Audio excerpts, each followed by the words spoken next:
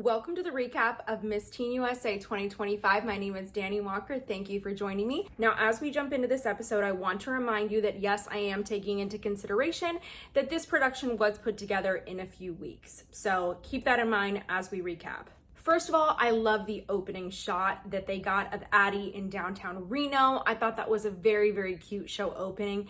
And then I also loved that they brought Olivia Knox. Now, you may know Olivia from her viral song, Gorgeous. It's all over Instagram. And what I like so much about this is, yes, I always appreciate live artists during pageants, but I like that she's a new and emerging artist because if you've been following Teen USA for a long time, you would remember that groups like NSYNC started and performed early out in their careers at Miss Teen USA. So it was kind of this wonderful launch pad for new artists. And I like that they brought that back. Also, I was able to chat with her at dinner one night. She is so sweet. Please go out and support her journey as a new artist. Anyways, I think that the teens look so cute in their pinks and their purples for this opening number in Jonathan Cain. Also, I loved Olivia's dress.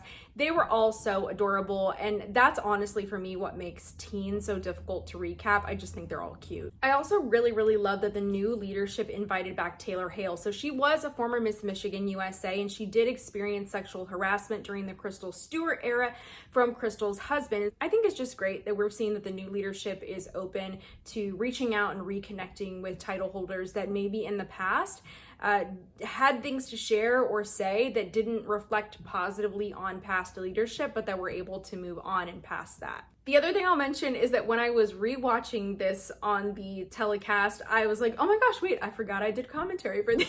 So I was so excited to see that. It was just such a dream come true. It's crazy to think that a few weeks before this event that I was blocked on social media by the organization. And it's just crazy how much can change essentially overnight. So that was super fun. And I'll also give you a little fun fact about things behind the scenes, which I'm sharing a lot more in my Miss USA vlog that I hope you'll check out. It's not out yet, but it will be.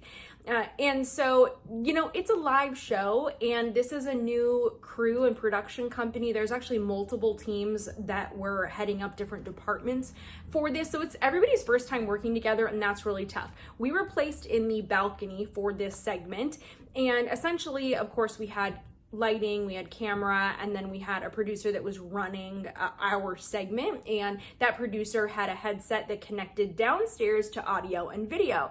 And unfortunately, during our first segment, that headset went out. And so we had zero communication with downstairs. And now, of course, they figured that out very quickly and somebody ran up and replaced that headset. But it's just a live show. You gotta roll with the punches, and we just did our best to share what we had to during that segment. It was super fun, and I just really enjoyed doing this with Noelia. Now, as we move into the fitness competition, I really liked the Rare Bird sponsor. I saw everybody leaving with those cute little sweat sets. I don't know where everybody was getting one. I wish I would have snagged one for myself. A little bit bummed about that. But let's jump right into it, and let's talk about these performances for our teens, which honestly for me were so difficult to narrow down in our top 20. Arizona, one thing I have to mention about her is you got to see some, I'm sure, of her personality when they announced the top 20 and they had that mini interview with the host. She was hilarious, so much personality. And so when I saw her for this segment, I was like, she is just so confident, so cute. I really enjoyed it, and I was looking forward to seeing her moving on. Arkansas was so stunning. I just think she's such a beautiful teen. I think she's also going to do very well in the Miss division. That's honestly where I would like to see her in the future. I think that it's tough sometimes to age a teen down to make sure they really look like teens. I feel like that is a little bit of an issue with her this year, but I still think she did a fabulous job, so no wonder she placed. California was adorable. Oh my gosh, the little bounce in her hair, she was so cute. And honestly, I was very surprised too when I got to see in the venue, they did these huge close-up shots, and we got to see them. They were massive in the venue. And so I was watching her on stage during prelims and obviously finals, and seeing those close-up shots from her, she looked even more beautiful. So no wonder she placed. Georgia has been one of my favorites throughout the competition. I loved her headshot going into prelims. I loved her prelims performance. I just thought she was so cute. I liked her hairstyling, all of it. It's just like, it's a tough year. And Georgia is a very competitive state though. And I thought that she just brought on such a wonderful performance for fitness, definitely deserving of moving on. Idaho is so beautiful. She's one of my teens though on that edge where I think that she's gonna do better in a Miss division. Not to say that this placement isn't outstanding, but I feel like she could be a strong Miss contender. I just think she's so beautiful. I think that she has a lot of precise movements on stage, a lot of poise and control in her walk, and I love to see that. I think that she's just going to excel if she continues to compete in pageantry. Maine is just so stunning. Oh my gosh, Maine for teen and Miss. Wow, what a duo. Loved her, loved that she won the fitness award. No wonder. I mean, I think that her experience as a dancer is really helping her on stage. She has such precision in all of her routines, just absolutely beautiful. Now, I do think because of the height and sometimes with the styling, she can come across like on the border of the teen and Miss divisions. It's tough. You do what you can. Sometimes a ponytail helps us out with that, and styling really can make that difference. I do think even her gown could have been styled a little bit different for this competition to help age her down a little bit more, but she's somebody I would love to see come back for a Miss division, whether we're talking about USA or whether we're talking about other organizations like Grand, Supra, World, anything. I'd love to see her as a Miss. Minnesota was just so cute, and something that I noticed about her smile, it's that you see some contestants sometimes and it's like they're trying to smile, like they're making that effort. With her, it's the opposite. It feels like she's just smiling so naturally and that she's really just trying to like rein it in a little bit more, but it's such a likable facial expression to see from her, especially from a teen. And so she was just so cute and stood out for this competition. And also walk was fabulous. I like it. I think it was solid. I like that it didn't look like she had glitz arms, which we see, I would say, a lot more with our teen contestants, and she just looked great. Definitely moving on. I'm obsessed with Missouri's center part ponytail. Oh my gosh, it was perfect for the teen division. She was just so cute to me. She was like this year's Snow White. What I really love about New Jersey is the light makeup. She also has a phenomenal walk, which you really can't appreciate unless she's in heels, but if you watch her in state costume, I was so impressed by her poise. New York, I'm obsessed with the way that she shines. It's her eyes. Oh my gosh, she is just always glowing on stage. She's another one of my tall teens though that I need to see come back for Miss. Ohio, I have to say, I think she is so beautiful, and she was on my edge for my headshots episode. I feel like what held me back was the styling there. I think that the bronzer is too heavy on her, and I would have just liked to see, honestly, just softer makeup for her. Oklahoma is one of my older teens, and she was one of my favorites from prelims. I just think that her hair and makeup was so age appropriate. It was fantastic, and she was just such a strong competitor. After prelims, I had her in my top 5. Tennessee is just the cutest, and she reminds me a lot of Mary Malloy, who competed in 2023. She is just stunning and has the best personality, and this was a great performance. Texas, oh my gosh, I was like, thank you for the pony instead of the updo. I felt like it was way more teen appropriate. She looked super cute here, got that little bounce in her step, adorable. Wyoming is kind of giving me Alex Earl. She also won the photogenic competition, no wonder. I actually saw her at her Jonathan Cain shoot. So stunning. Oh my gosh. She's another one I would like to see back in the Miss division. Okay, so now we cut into our top 10, and they played these contestant videos, and I think these are the same videos that the judges got to see of them before they went into interview, to just give you a little bit of perspective. But what in the world happened to the audio? How did the videos get slowed down? The second that I heard Arizona's video, the voice was so deep and so slow. I was like, what in the world happened? And then halfway through, suddenly the voice sped up again. These are the kinks that should have been worked out in rehearsals. I do not know what happened. So for our 10, Arizona was announced in that 10, and honestly, no surprise. She was just so adorable. I love this gown. She was like Belle. Honestly, I also could have seen her in a top 5 because of her personality, but this was also a great gown for performance. So if I saw her in the 5, I wouldn't have been surprised. Georgia, oh gosh, I've been such a fan of her, and I wish she would have gone with a different gown for finals. It was also her prelims gown, but I just think that these green colors are so tough to win in. We've seen styles like this before, and I'm just like, I feel like a different gown could have helped. Minnesota, honestly, I love this look. I also love that she wore a cocktail version of this for the sashing ceremony when she arrived. I thought that was really, really fun. The little Easter eggs that she was leaving throughout the week. But it was an epic gown. It was massive, and she was just adorable. Adorable. I don't feel like a gown like this really could have flown in a Miss Division though, because if you wore something like this, I think people would be thinking bridal. Missouri also in my top 5 during prelims, and I was glad that she actually kept this gown. Now, navy is my favorite color, but I know it's not usually a great color for pageants, and especially for teens, it's very, very rare. But I can remember seeing her at prelims and just thinking, oh my gosh, why do I love this so much? It's one of those things where sometimes that like unique color just suits a contestant, and for her, this really, really worked. She looked like a teen. She was able to keep the same hair, but the hair also made a lot of sense from fitness because she had that really high neckline. It was just perfect, perfect. I must say New York's gown was a risk. I was hoping to see something else for finals. Honestly, she's so tall, she really could have pulled off like an extra girly, kind of ruffly, very feminine. You could have even done it in the same colors with the pinks and the whites, but a ball gown. I think that could have been a really great style for her.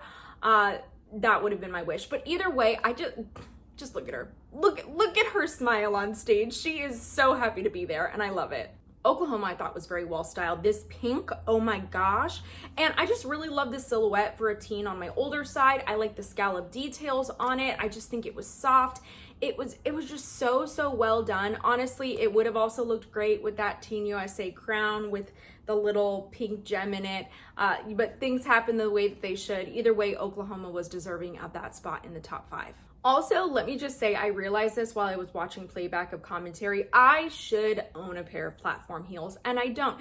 And I forgot that at pageants, everybody wears platform heels. So I just felt so short the entire week because everybody was wearing these massive heels, and I'm in my like tiny little ones, and I was like, okay, cool. Like I'm just gonna accept this week. Anyways, note to self, buy platform heels.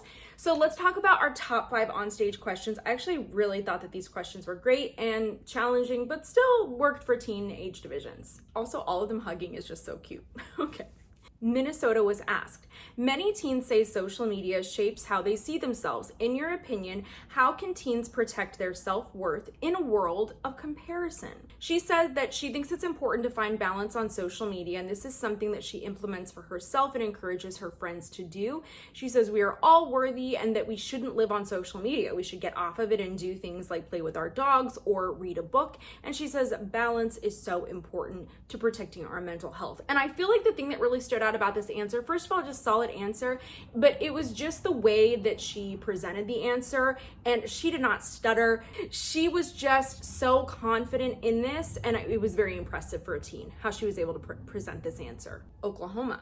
If you could change one thing about the way America treats girls and young women, what would you change and why? She talked about how her parents sent her to an all-girls school, and she was grateful for that because it taught her that she can hold any leadership position. She says whether being the co-editor of her school yearbook or serving on student council, she believes that this is the type of environment that every young girl should experience so that they know they can fill any position, because now as she has moved on in college and she's pursuing a career in PR, she says that I know that I can be the CEO and I can accomplish anything that I set my mind to. Honestly, super strong answer here. I was like, okay, this is very, very difficult. This is a tough group. And I honestly could have seen the top 5 going anyway with the teens, really. Let's talk about our next queen, New York. She was asked, a lot of teens fear failure. Tell us about a time you failed and how that experience shaped who you are now. She decided to share her experience of having a processing disorder, and she wants to show that having a learning disability doesn't define you or her, and she says that being on the Teen USA stage is proof of that. Now, she did have a subtle pause here, and I do feel like because these teens were just like so on point for onstage question, that did affect her placement. placement. Missouri's question: in the age of artificial intelligence, your generation will enter a changing job market. What skills do you believe will matter most for success in the future? Honestly, this is such a tough question though for anybody, because we can't predict the future. Who even really knows what skills we're gonna need? But nonetheless, she had a great answer. She says that AI can be harmful, and she says that it has impacts on sustainability. She also talked about sustainability and the importance of that during her top 20 little mini interview, so there was that connection there. She says that we need to show the world what we can do, but let's be honest, a lot of us are spending a lot of time on our phones. She says, I think that we need a new era of enlightenment, and I look forward to seeing what the future for Gen Z will be. So she had a really, really great answer. It kind of felt like she's speaking for her generation in a way, the way that she presented the answer, but either way, she was such a strong competitor. She was so cute. Ohio, they asked her, you grew up in a generation that's defined by crisis. You had a pandemic, school violence, and global unrest. What has this taught your generation about resilience? Now, for her answer, I feel like she kind of just reiterated the question itself, and essentially her message was, we had to be resilient and move past those obstacles. So let's talk about crowning. As I mentioned, I really do believe the top 5 question affected New York's placement. She ended up as 4th runner-up. Ohio was 3rd runner-up, and this made sense to me if we're basing it off of her onstage question. Her answer was a bit shorter than the other contestants, and I feel like she needed more of a mic drop moment. Now it just gets really tough in that top 3. Oklahoma turned out to be 2nd runner-up. Minnesota was 1st runner-up, and that means Missouri is Miss Teen USA 2025. Oh my goodness. These young women did such a phenomenal job. Honestly, they're just so impressive, and one of our photographers, Mike, he actually shared with me a video of Missouri moments after her crowning where she got to see herself in her crown for the first time.